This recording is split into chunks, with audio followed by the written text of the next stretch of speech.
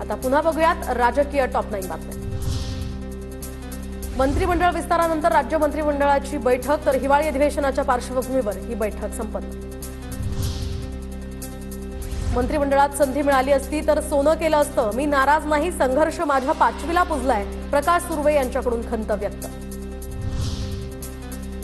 ज्यांना फोन गेले त्यांनी शपथ घेतली, काही गोष्टी चांगल्यासाठीच घडतात, मंत्रिमंडळ विस्तारावर माजी मंत्री दीपक केसरकरांची प्रतिक्रिया। दादरमधील बाळासाहेब ठाकरे राष्ट्रीय स्मारकाच्या कामाची उद्धव ठाकरेंकडून पाहणी, अधिकाऱ्यांकडून कामाचा घेतला आढावा।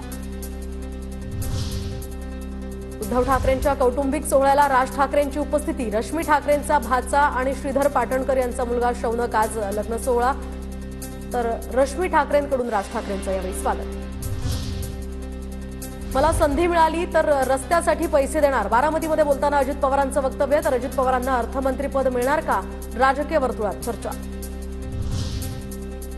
रवींद्र चव्हाणांना भाजप प्रदेशाध्यक्षपदाची जबाबदारी देणार, सूत्रांची माहिती, चंद्रशेखर बावनकुळेंची मंत्रिमंडळात वर्णी लागल्यामुळे चव्हाणांना नवी जबाबदारी दिली जाणार असल्याची माहिती।